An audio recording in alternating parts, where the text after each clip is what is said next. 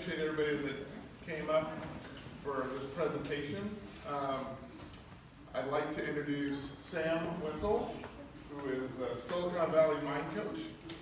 Just real quick little background. I was introduced to Sam by Coach John, who is actually one of Sam's clients and has been working with her on the mental part of the game of golf. Obviously, if you're here, you're a pretty good player already, and you've been working hard on your game, and everybody here, I'm going to guess, at some point in time, has found that on the golf course, it's not all about the physical, is it? Right? It isn't at all. Right? So, from Coach John, when he introduced me to Sam here, and Sam and I had a lot of discussions, I was very impressed with what she had to present and how it applies to not just the players, but the support for the players, which is the parents. That's why we ask that parents attend this as well. Because as supportive junior golf parents, if you're in this room, you already know what the challenges are about getting your kids out to be able to practice and to get them to golf tournaments and all the time and effort it takes. But also, I'm sure you've all noticed that, not everybody in this room, as talented as they are, is always focused and always able to be at the top of their game in the mental part of the game. You might always feel like you're really close in the physical part, but as we know, because we've all seen the best players in the world struggle on the golf course, right? And Dustin Johnson shot 80 last year in a tournament, as did Jordan Spieth, as did Tiger Woods, right? So I was very impressed with what Sam had to tell me, and also what Coach John and some of Sam's other clients who I've had the chance to talk to have told me about her approach to help you in the mental game. So that being said, I'd like to turn over the rest of the evening to Sam. Thank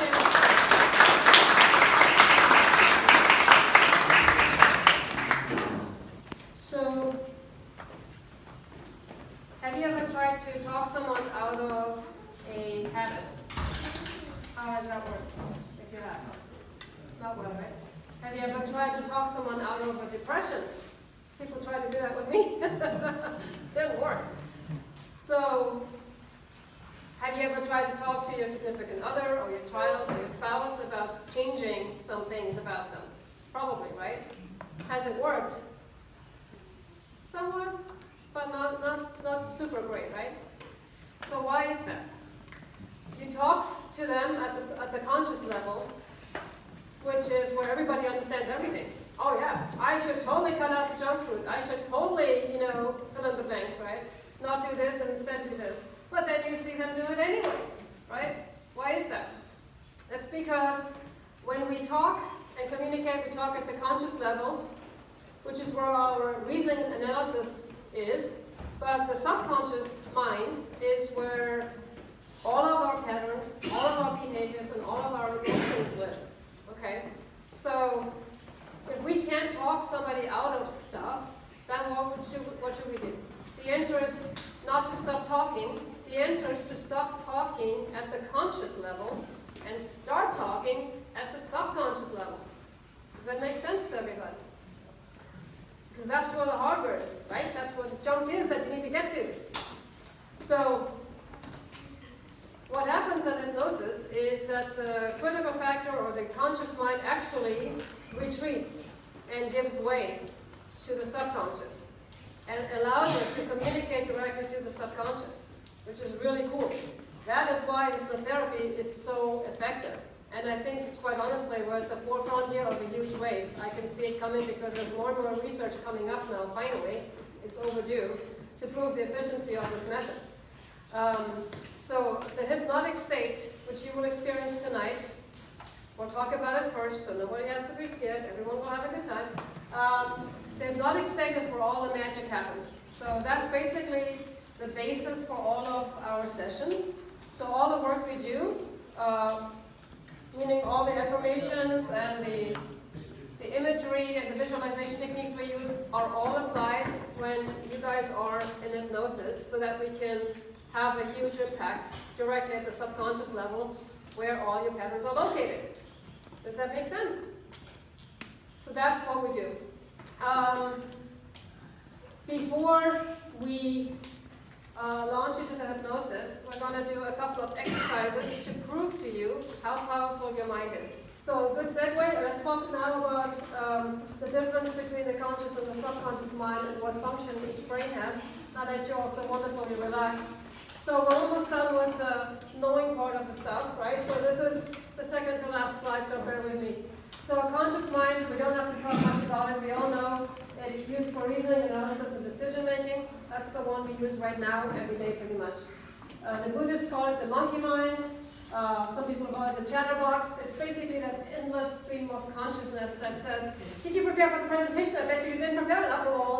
Right? That. And sometimes it's very challenging for us to deal with that stream of consciousness 24/7. And wouldn't it be great if we found a way to just shut it up sometimes, right? Yes, we can. So mindfulness, which is the big trend right now, teaches us that we should observe that stream of consciousness, which is better than not doing anything for sure, because now we're taking a step back and we realize, aha, there's something else here. I'm not that stream of consciousness. There's something else out there. I'm more than that. And that allows you to create a distance between you and your thoughts, which is helpful, right? Meditation is basically geared towards silencing that stream of consciousness.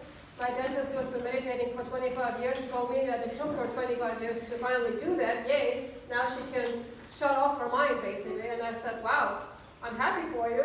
I'm happy to report also that I can do this too. And it took me less than a week with self-hypnosis to do this. And she says, what?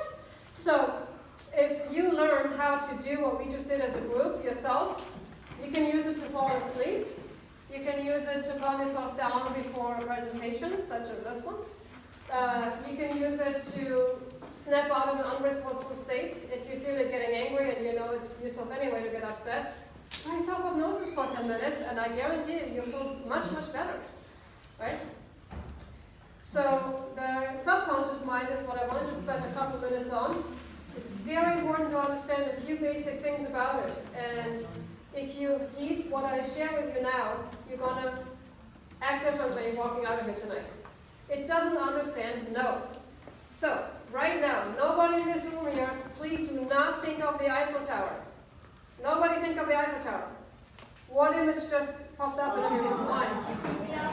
The Eiffel Tower. Isn't that funny?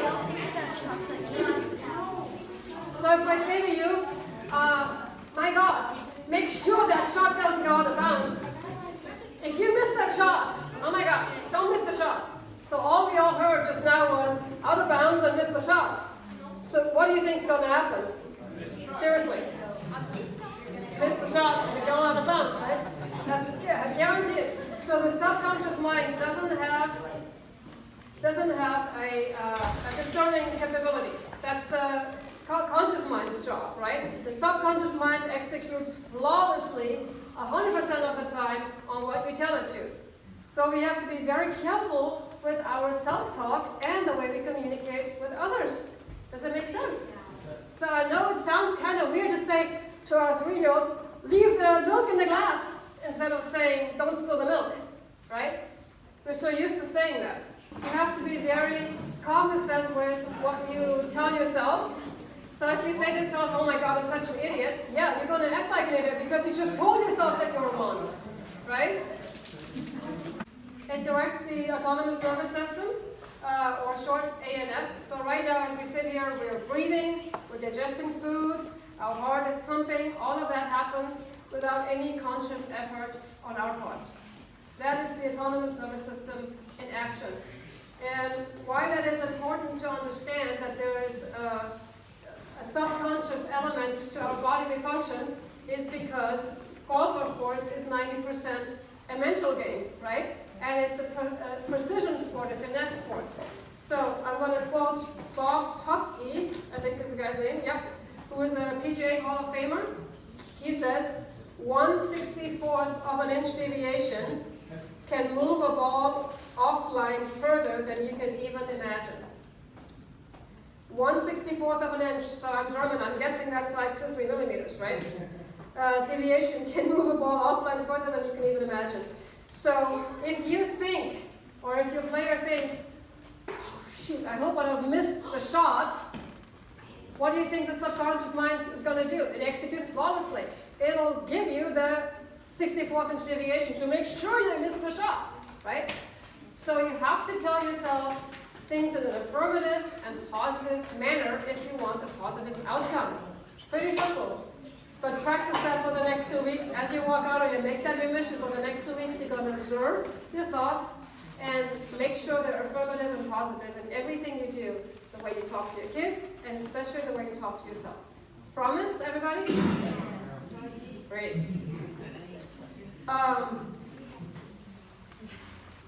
Lastly, an important thing to note is that the subconscious does not discern or cannot distinguish between fact and fantasy or internal or external images. What that means is if I visualize something, it's, as far as my subconscious mind is concerned, the exact same thing as if it actually happened. In fact, there's this guy, I shouldn't call him a guy, Dr. Joe Dispenza, who is a researcher in the field of neuroscience, also an author, lecturer, wrote a few books, and he did a study where he took a group and let them mentally rehearse an exercise. Actually, he did an athletic exercise and he did a music piece, a violin piece, right? And one group rehearsed the whole thing only in their heads, from start to finish, and the other group actually played the game and played the violin. And which group do you think did better after 2 weeks practicing? Actually, the outcome was identical. So it makes zero difference for the subconscious mind how you exercise, if you do it in your head or if you do it for real. That's pretty important to understand, right? Yeah. I know, lots of things to take home.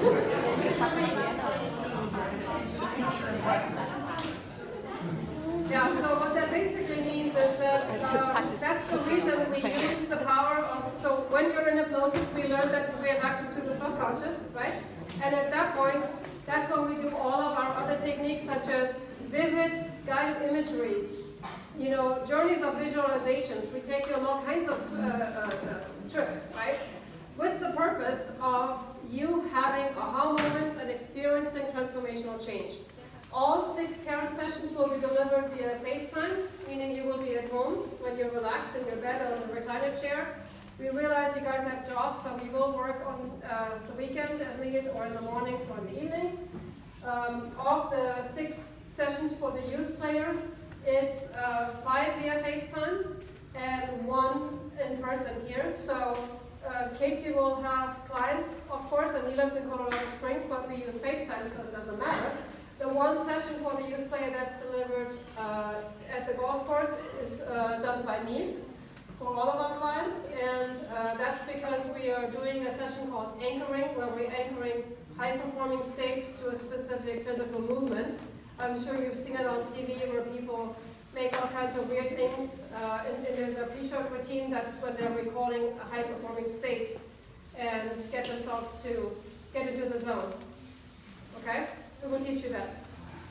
So everybody gets an audio recording, a personalized one. So once in session 2, once we understand in depth what your particular challenges are with respect to golf, we will create some powerful suggestions to address those and make a recording that you will then be listening to every night as you fall asleep for a few weeks or months until that's outdated and the goals have been achieved, then we create a new one. So this is our contact information, and I have a feedback form here and a sign-up form.